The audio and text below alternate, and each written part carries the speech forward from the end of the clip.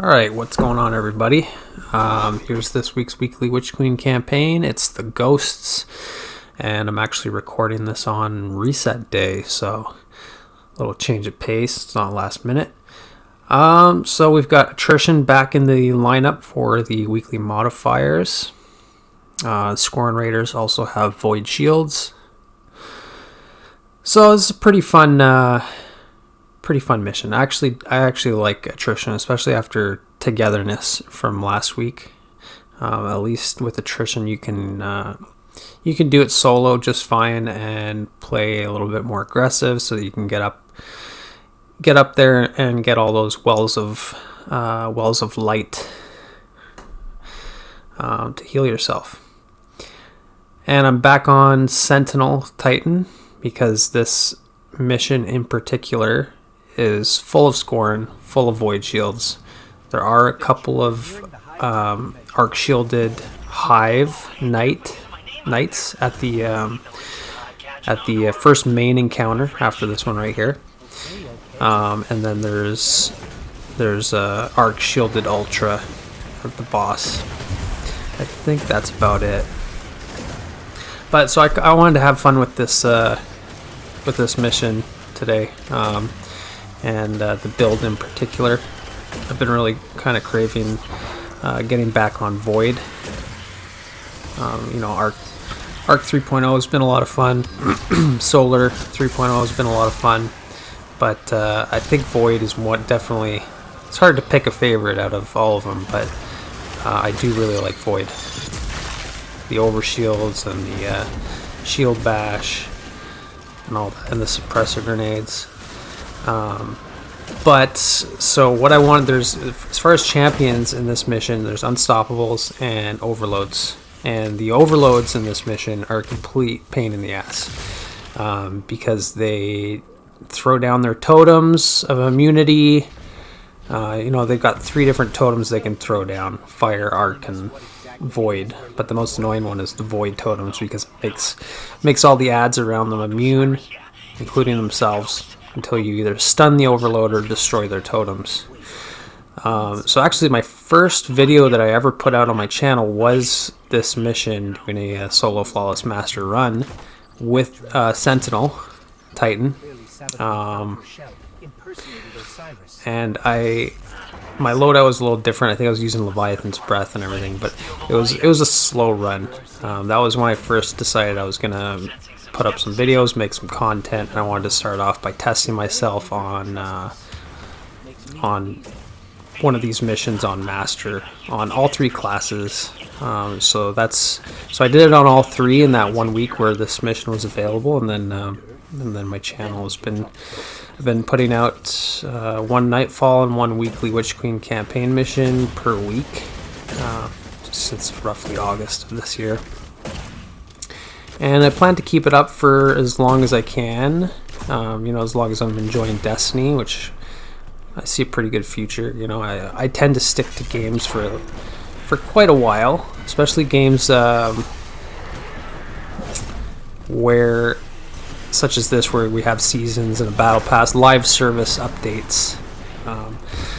So like before Destiny, I played a lot of Warzone, and I played that for almost 2 years, and I play Fortnite with my wife and kids, and that's been a live service game for 3 years now or something like that. So Fortnite's not my main game, but I do like getting on there to play with the family, and it's kind of nice that the game's always got something new and fresh. So I like where Destiny's going with their seasons and yearly expansions and stuff. So I'm excited for the future. I know we're kind of at a low point as far as player count population wise for Destiny, but the Witch Queen in particular has brought a lot of Destiny fans back to the franchise. Like, I played Destiny 1, absolutely loved it, and then I kind of fell off the franchise for a bit and just came back with Witch Queen. So anyway, that's neither here nor there. Back to what I was doing with my loadout here. So I wanted to use Monarque after my last Nightfall video where I was talking about Trinity Ghoul, and I wanted to use that instead because everybody's using Monarque this season, and including myself. I burned myself out of it. But this mission, you know, there's no burn. Like on all the Nightfalls this season, they're all arc burn except for Glassway, which is the first one. So then you got to deal with like 5 weeks worth of arc burn, which is, it just kind of gets stale. And it's all on like Destiny 1 strikes, like that are 8 years old or whatever in the Cosmodrome. So yeah, I'm getting kind of burnt out on the Nightfalls and the arc burn. I'm burnt out on the burn. So with these weekly Witch Queen campaigns, you know, on Master difficulty is a good challenge. There's match games, so and they share the same weekly modifiers as Nightfalls. You've got some interesting enemies like the lightbearers, and there's no burn, so you have a lot of freedom to pick your build. Aside from, of course, these shields that you know that you're going to be going up against. So, for example, I knew in this mission that it's primarily void shields and a couple of arc. So I would be wise to set myself up with void, obviously, and then because there's only a few arc shields, I just figured out I'll could tick away at them slowly, as long as you can isolate those shields where you're not set up to take their shields down quickly. If you can isolate those enemies, and then just kind of tick away at them when you get the opportunity, then it's fine. And I wanted to run a well build with Font of Might. So here's the thing: I'm using Monarque, and I wanted to make Monarque as good as I could possibly make it. Like on my last strike on Exodus Crash, I was trying to make Trinity Ghoul my bread and butter of that mission, and so I had it producing. Well, A, it was matching the burn of the Nightfall. B, it was producing orbs from Harmonic Siphon, which was feeding my explosive light hothead, and it was producing ionic traces from one of the sparks, one of the fragments. I can't remember what it's called. Not Spark of Ions, maybe Spark of Volts or something like that, where your arc weapon kills have a chance to produce an ionic trace. And then I was also making arc elemental wells with Trinity Ghoul from elemental armaments. So I had Trinity Ghoul as my bread and butter exotic bow for that strike, producing 3 things for me. And it was taking care of the Overload champions. So I wanted to do something similar with Monarque in this mission. Mind you, it's a little bit different. It's a different exotic, and my build's a bit different. But I was using bow reloader. I'm using volatile rounds. So anytime I get a grenade kill, I get volatile rounds in my void weapons. I am using Harmonic Siphon, but you know the orbs aren't doing a whole lot for me other than just bumping up my super regen, because I'm not using Devour, and I'm not using Explosive Light. The orbs are just kind of there as a little bonus, and it's like a 1 energy mod, so it's usually something convenient to fit into your headpiece. Yeah, so I've got bow reloader, so I've got faster draw time. I'm getting volatile rounds. It's taking out overloads, and I'm running Font of Might with elemental time dilation. And I can't remember if I'm using Reaping Wellmaker or Elemental Armaments. I was using one or the other. But either way, I'm getting Void Wells from my grenade. Yeah, I am using Reaping Wellmaker. So every time I pop my class ability, get a weapon kill, I get a void well. Every time I get a grenade kill, I get a void well. Every time I get a charged melee kill, I get a void well. And so I've got plenty of wells, and then I've got elemental time dilation to extend the void weapon boost timer from Font of Might.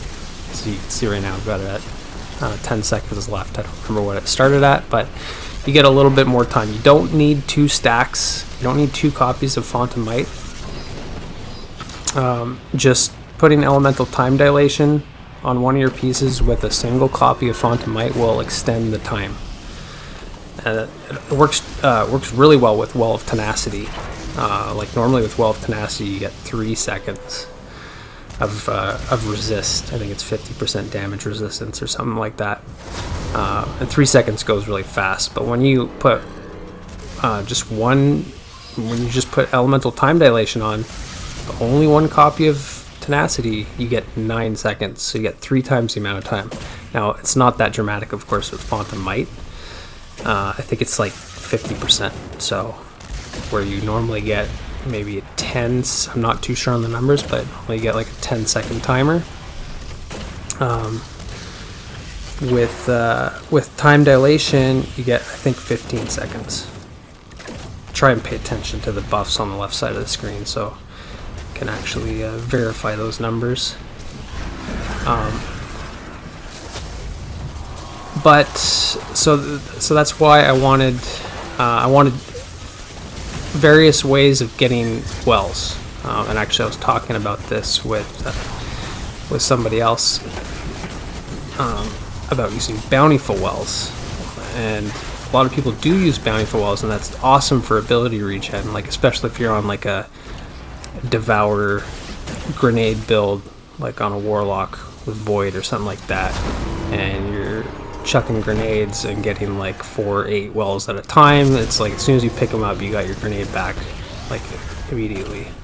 So bountiful wells with like double copies of elemental ordnance works really well for certain things. But I mainly wanted the wells to keep uptime on Font of Might, because I was going to be using the Monarque pretty much the whole time, switching over to Taipan when needed. But yeah, I wanted to boost my void weapons as much as possible. So the difference between using bountiful wells and say 1 well production mod like elemental ordnance, well, if I go pick up the 2 wells from my grenade kill, it's not going to give me twice the timer for Font of Might. It's still going to give me just the base timer. So 2 copies at once doesn't help you, whereas if you get, say, 2 copies 10 seconds apart, then you've got 20 seconds of Font of Might. Or in my case with time dilation, 15 times 2, so 30. So basically, as I want to be picking up lots of wells, but spaced out over time so that I can have Font of Might running as much as possible.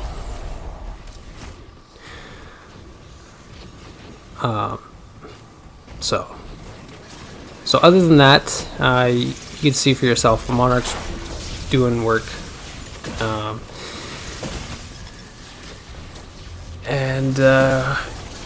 What else did I change from my last run? I'm not using bubble, because the last time I did this, I think I completed this mission in like 40 minutes or 45 minutes. Well, now I've gotten used to the run. I kind of know what works better.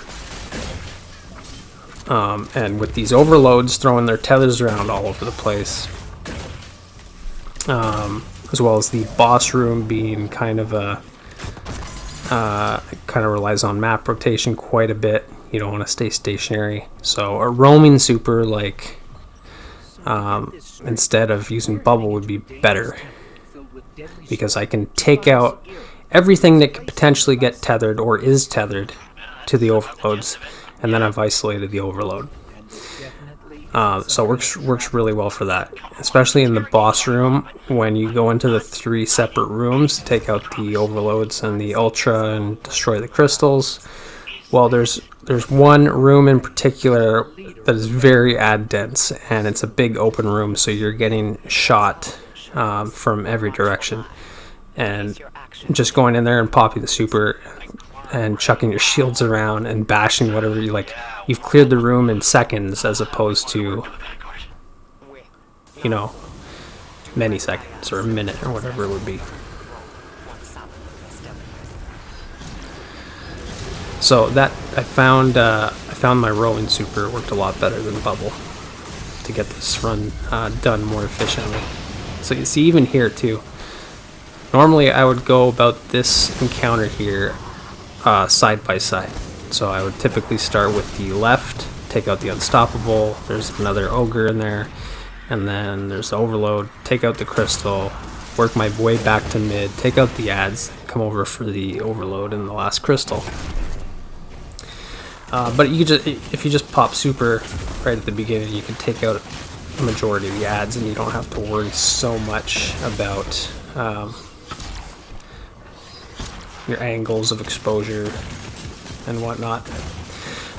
But if you do go into this encounter without a roaming super, or if your super's not ready or whatever, I would recommend just going side by side and taking it slow. There's like 3 void shielded Scorn Raiders up top here, and these guys will kill you really fast. Like if you're just stationary somewhere, focused on something else, and these guys get an angle on you, like a couple shots from them, and that's it, you're dead. But yeah, so I've done this a few times now, so I'm obviously a lot more comfortable.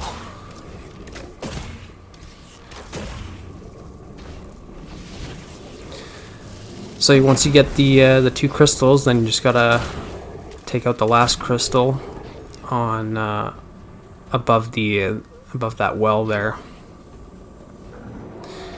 and then you can go down. So here's what I'm saying. This is where I would normally start, because this side here is a little less ad dense than the other side, and you have more cover. So if you could take out that initial unstoppable and then just work your way in behind this wall, none of the ads from mid or right will push you. So this is actually a really good spot to start the encounter.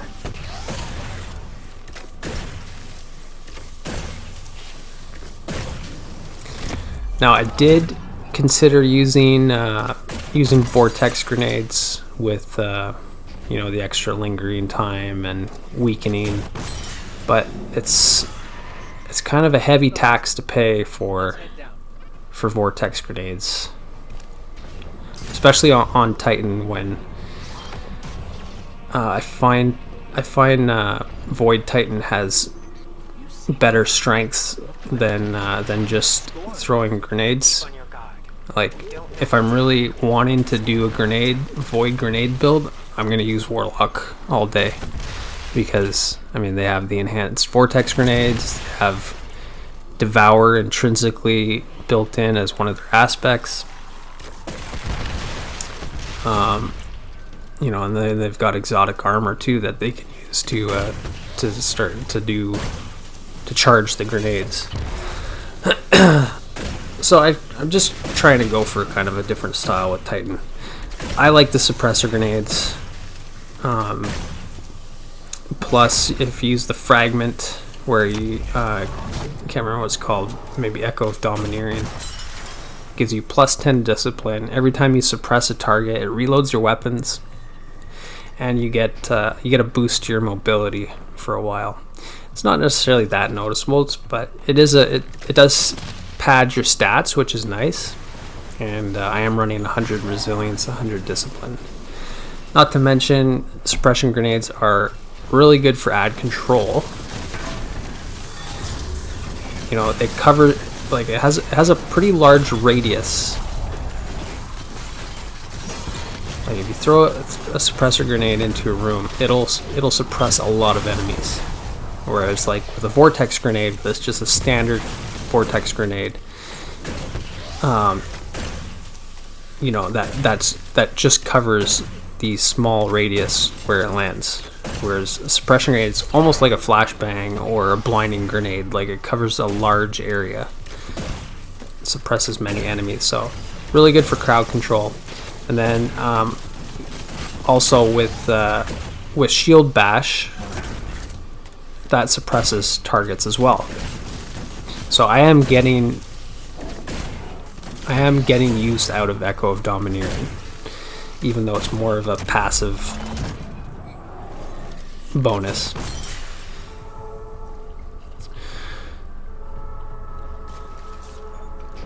And I did go for, instead of shield throw, I went for shield bash, mainly for the mobility, not like the actual stat, the mobility stat, but for the actual movement capability. It's always a nice bonus to be able to just skip ahead and dodge an enemy. And frankly, it saved me in this boss fight a few times, because one thing this boss does like to do, if he gets too close and he hits you with he'll melee you and you'll just get physicsed into a wall. So if you happen to be sprinting, well, you should try to sprint when you're near the boss, because that way if he does hit you on the off chance and you go flying, your sprint will still be activated in the background and you can shield bash your way out of it.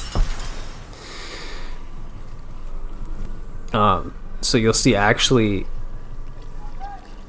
saved myself twice at the very end, the last phase of damage, where he gets aggressive and he charges. So shield bash actually saved me there. So here, yes, you can, once you this is kind of like a introduction to the boss fight.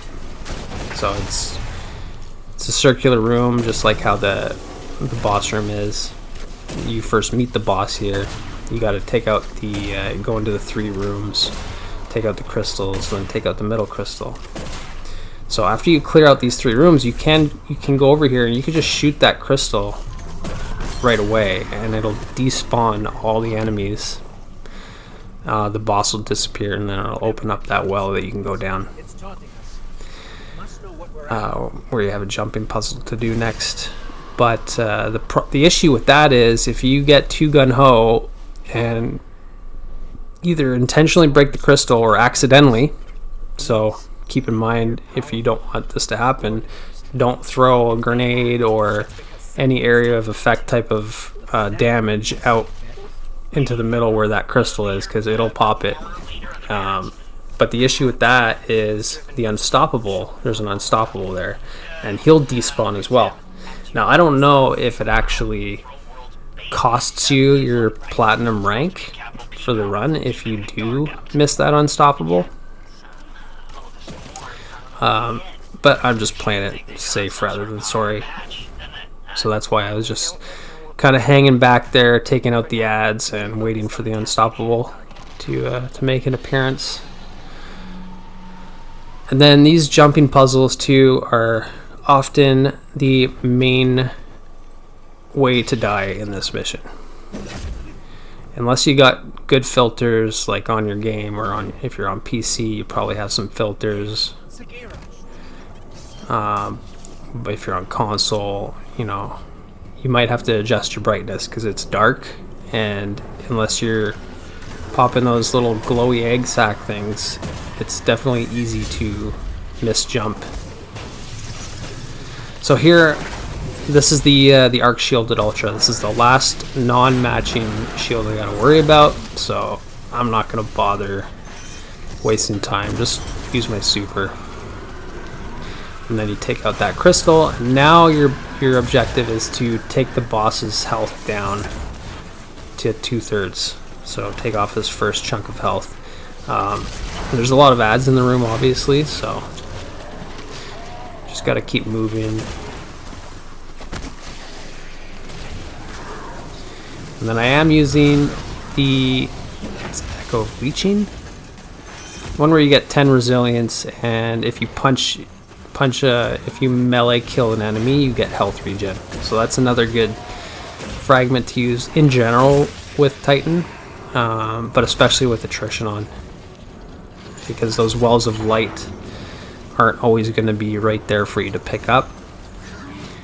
Mind you, I'm using which one is it? Bastion or Offensive Bulwark, whichever one gives you an overshield. So I'm not too fussed about healing because I can just drop my rally barricade, and that'll instantly give me an overshield.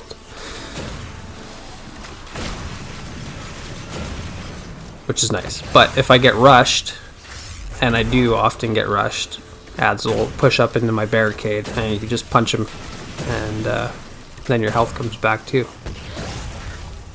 And it's, again, padding your stats.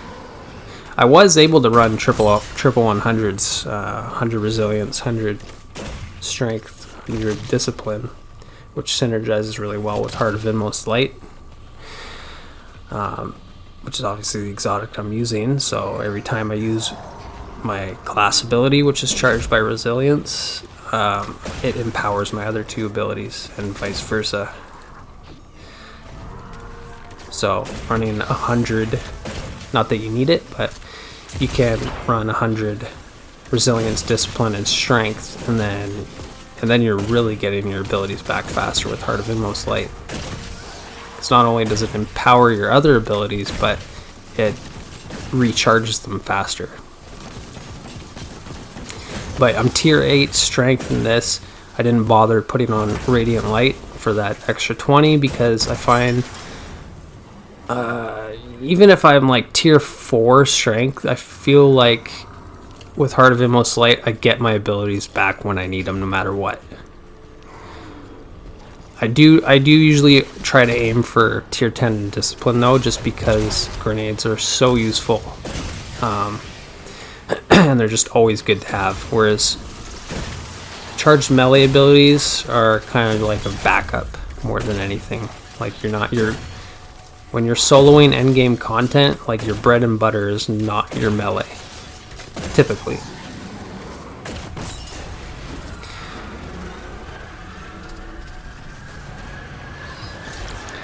So I'm using box breathing on Taipan still.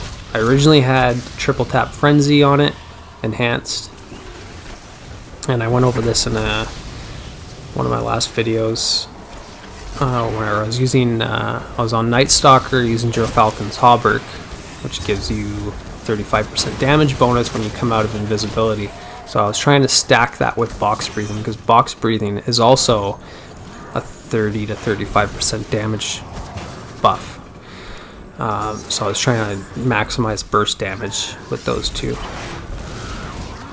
And of course here I'm not using Falcons, but I am using Font of Might, so that's boosting my weapon damage as well.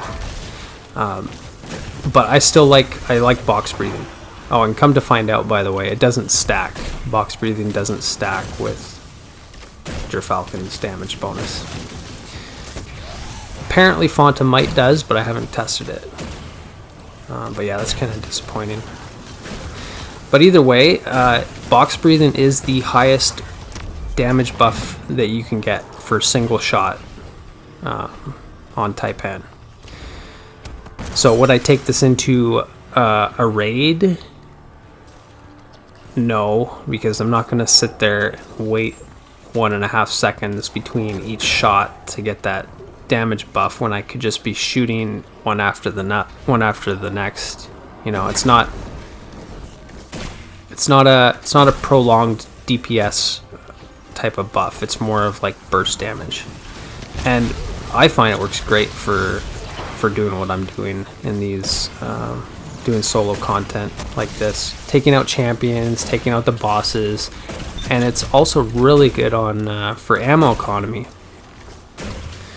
Because if you just wait that 1.5 seconds or whatever it is, might be a little bit less with the enhanced version, for box breathing to proc, then you're doing 35% more damage than otherwise. So that's like a free shot for every 3 shots.